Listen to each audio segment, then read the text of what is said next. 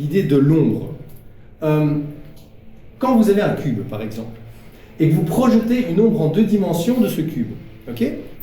Si vous tordez ce cube comme ça, là, vous modulez ce cube comme ça, l'ombre, elle va changer. À chaque fois, elle va créer une ombre unique et différente. Le cube, il n'a pas changé. Le cube, il est le cube.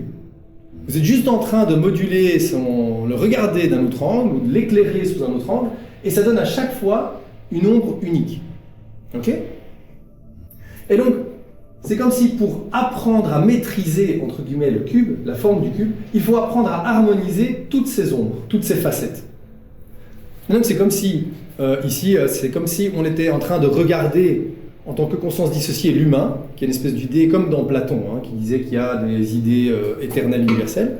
On était en train de le regarder comme un concept ou une idée parfaite, où on apprend à maîtriser ce que c'est l'humain et l'harmoniser, en faisant interagir différentes ombres de ce que c'est un humain, les unes avec les autres. Et au plus on se renvoie de reflets les uns aux autres, de ce que c'est un être humain et les différentes facettes de l'être humain, moi j'en suis une, vous en êtes une, alors on peut s'éveiller au vrai potentiel, à la vraie nature de ce que c'est un humain. On a appris, entre guillemets, à jouer avec l'humain, avec l'idée de l'humain, et de la maîtriser, et ça fait maintenant une unité. Et donc maintenant, évidemment, là c'est 3D, là c'est 2D, mais il y a aussi la version 4 dimensions de ce cube-là, ok?